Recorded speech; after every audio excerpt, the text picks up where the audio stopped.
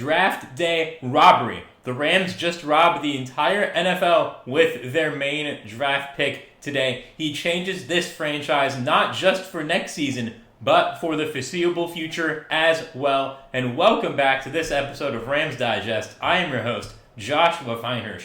We are so close to 3,000 subscribers. We thought Greg last night on the stream was number 3,000. We thank you, Greg, for your subscription, but we are still just a couple short, so hit that subscribe button. And before we get any further, I would just like to thank everybody who tuned in to our draft day live stream for day one of the draft yesterday. It's a huge step for the channel that we look to expand as the season gets going forward in the next couple months here. Again, thank you to everyone. Thank you to anyone who left a chat and anyone who supports us. Josh and I thank you from the bottom of our hearts. Now to today's topic. The Rams robbed the entire NFL with their main draft pick today. As we know, they traded back yesterday to get into the second round with a lot of players that a lot of people, not just in the Rams front office like, that Josh and I liked, but that draft analysts like. And the Rams really couldn't miss, but they just got a steal, and his name is, as you can see by the Ian Rappaport tweet right here, the Rams finally, in parentheses, make a pick, and they select Oregon tight end Terrence Ferguson at number 46. And this is a steal. Rams needed a tight end desperately, and he has a lot of strengths that will fit this Rams offense so well. And as we look at those right here, a lot of his strengths is that he racks up solid catch production over 3 seasons. He gets every inch of reach available while pointing a catch, meaning that he's able to high point the ball really well, get his feet underneath him, and make those catches. He's an adequate run blocker right now when he's on level footing, which is good, meaning that he has a good foundation available to make those blocks, and is capable of banging through, uncommitted tacklers, meaning that if people don't go at him fully, he'll easily just boom, bringing the boom like his Big Justice right now, trying to get, all the yards he possibly can. And heading into this, he will be a weapon for this McVay-led offense. However, some things that he needs to work on is that he does lean out and point his toes as a run blocker, which is something the Rams do a lot when running the ball. Tight ends like Higbee and Parkinson are very involved in run blocking, so that will be necessary for him to become a better blocker. And he lacks foot quickness to elude the initial tackler after the catch at times. He does get a lot of yards after the catch. He's able to move in the open field, but he doesn't always have that foot quickness, able to just plant, one direction straight over to the next. So those are just some things that he has to work on. All prospects need to work on things heading into the league. But before we go any further, we need to congratulate Terrence Ferguson for joining the Rams, for joining the Rams, and hopefully becoming an amazing piece of this offense. And now with this, Sean McVay can finally call off the dogs in his search for a young pass-catching tight end. The Rams have finally found their guy. After trying to trade up for Dalton Kincaid in 2023 and Brock Bowers last year, the Rams landed Oregon tight end Terrence Ferguson in the second round of the 2025 NFL Draft tonight. The pick came after the Rams traded down, acquiring a future first-round pick in the process. Again, an amazing trade there for the Rams to add that draft capital. And as we look here, he's coming from Oregon's offense. Oregon always with Dan Lanning, Dylan Gabriel last year, Jordan James in that backfield, Tez Johnson. Just amazing offensive players all around. Ferguson caught a lot of passes near the line of scrimmage, but he has the athleticism to be a seam threat and someone who creates chunk plays as a receiver. Higbee is a fine tight end, and Colby Parkinson is a big target, but neither is great with the ball in their hands, breaking very few tackles. Yeah, that is the very important message right there. And Ferguson has great speed. 4'6", 340, big frame, 6'5", 249 pounds. He was 20 yards shy of breaking the Oregon school record for most yards by a tight end. He finished with 591 yards. Only 3 touchdowns. He did miss 2 games, although it was not really his fault. He had an emergency appendectomy. So we're not going to put that as an injury watch. I mean, that is a freak accident that you need to get taken care of right away. Ferguson won't have much attention on him when he runs routes, especially if Tutu Atwell's running vertical routes and, drawing safeties his way, which is going to be important for his development to be able to get those wide open passes. And Lance Zierlein of NFL.com grades Ferguson as a third-round prospect, questioning his willingness to block in the run game. Here's his scouting report on the Oregon tight end as we get into that here. Productive pass catcher with good size, but an alarming lack of tenacity and fire when it's time to run block. Ferguson saw adequate short catch volume, but was rarely asked to venture beyond the front yard as a route runner.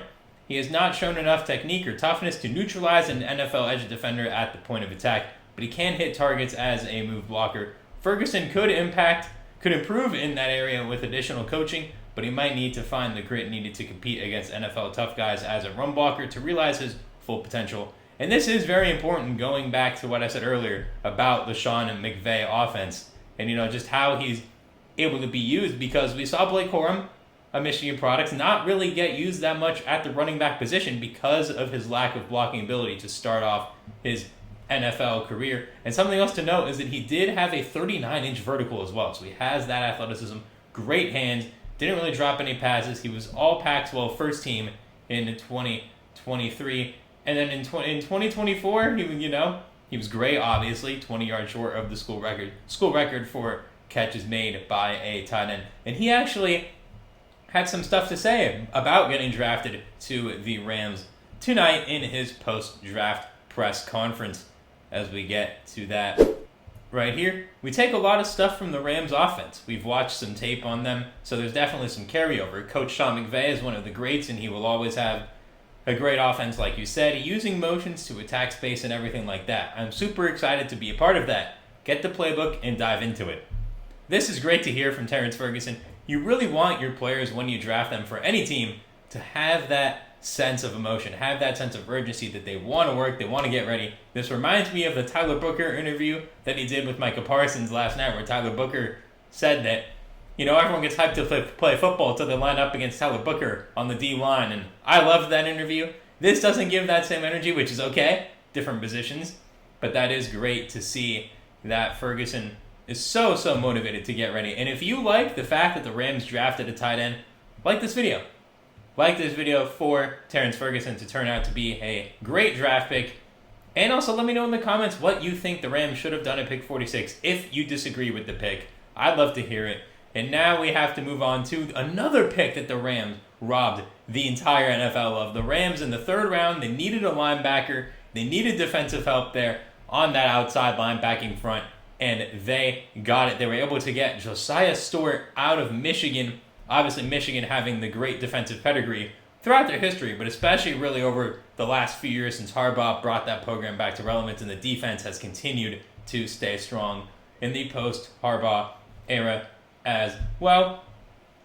And as we get along right here, the Los Angeles Rams were back on the clock at number 90 overall in the third round, making their selection of the 2025 NFL Draft. After taking Terrence Ferguson at 46, the Rams came back and took Michigan outside linebacker Josiah Stewart with the 90th pick. And all of these stories that I'm bringing you today are brought to you by the Rams Wire. Stewart is a standout defender from a dominant Wolverines offense, coming in at 6'1", 249. He was a second-team All-Big Ten selection last season, leading the team with 13 tackles for a loss and making 33 total tackles in 11 games. He also forced 2 fumbles and had 8.5 sacks, contributing in a big way. And this is what the Rams needed to see from a linebacker prospect. Obviously, going into round 2, I was hoping Carson Schwarzenegger, the linebacker from UCLA, would fall to them at 46, keep him at home. At 26, I really thought they were going to go with Jahad Campbell. Decided to trade back, which I do think is a great move, and you will see why in tomorrow's video. So subscribe so you do not miss tomorrow's video, because I will be going into a huge hypothetical scenario for the 2026 draft for the Rams. Now back to Josiah Stewart. Really productive, which is what you need to see from an inside or outside linebacker prospect. He profiles more as an outside linebacker due to his size. However, I think he will fit in just fine as a Ram. And Stewart didn't do any pre-draft testing at the Combine. At his pro day, he did run a 4.840, which is a little bit concerning, so it's hard to know exactly where he stands athletically. There's no question he's undersized, but the Rams run a 3-4 defense, so he'll fit better as an outside linebacker than he would have as a 4-3 defensive end, as I said. And this is big for Stewart's development, going to a spot where he'll be able to be used properly. He won't be in a position where he's too undersized.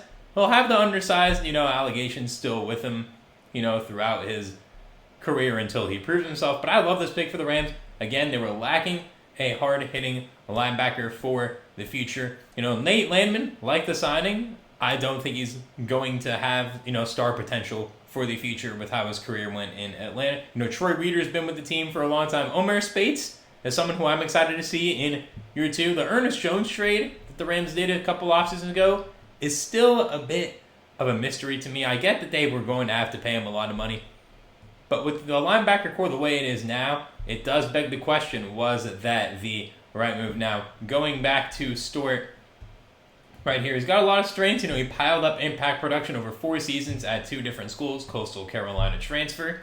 His play is determined and aggressive. He bullies rush. He builds rush momentum with great time and great get-off, which is amazing. He trims the edge of the pocket with leg drive and hard work. Effort and pursuit speed expand his playing range, which is why when I was watching this draft, Daniel Jeremiah said that the 4.8 time was definitely not something that he expected at Stewart's pro day. As you can see, one of his strengths is his pursuit speed. So we'll see how he actually plays on the field, whether that 4.8 speed was for real or if that was just a bad 40 run. And he has experience dropping into zone coverage, which is big for linebackers. You see linebackers like Roquan Smith able to drop into coverage at times. Jahad Campbell, that was one of his biggest strengths in this draft alone. So that is key to see that the Rams are able to get a linebacker like that. And some of his weaknesses, he is below average for a 3-4 rush linebacker size-wise. He sometimes ducks his head into edge contact and loses sight of the runner, which is concerning if we're talking about him tackling running backs, because we saw the reason why the Rams lost in the playoffs. One of them was their inability to really do much against Saquon to prevent big runs. His pass rush lacks finesse and elusiveness. That'll come with time. Aaron Donald worked with Jared Verse on this when he came out last year. Wouldn't be surprised if Aaron Donald works with Josiah Stewart. And not much setup or many counters in his rush package. Again, as a linebacker, that's not as important until he'll be asked to do a bunch of different things.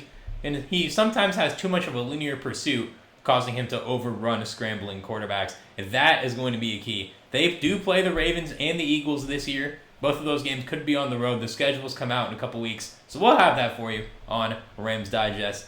And I want you to like this video if you like the pick of Josiah Stewart. Like the video.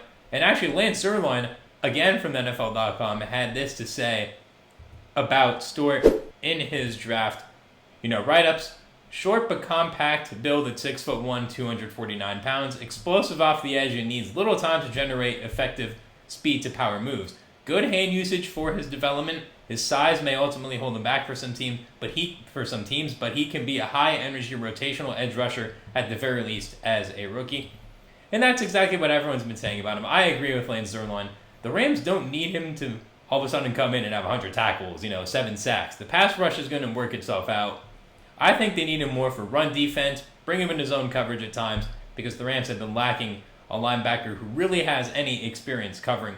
And comment down below if you agree with this pick. I agree with it. I give both picks for today A's. I think both picks really, really help the Rams. Leave your grades in the comments. I can't wait to see them.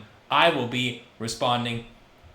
And that is it for this episode of Rams Digest. Thank you very much for tuning in yet again. Remember, leave your draft grades in the comments or what you would have done, because I would love to hear them. Remember, tomorrow I have a huge trade potential for the 2026 draft that was set up by the trade last night. So make sure to subscribe so you don't miss that or any other Rams Digest content. Thank you again for tuning into the stream. Josh and I really appreciate it.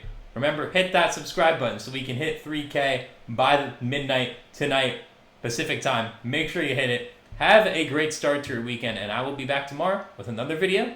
Have a great night.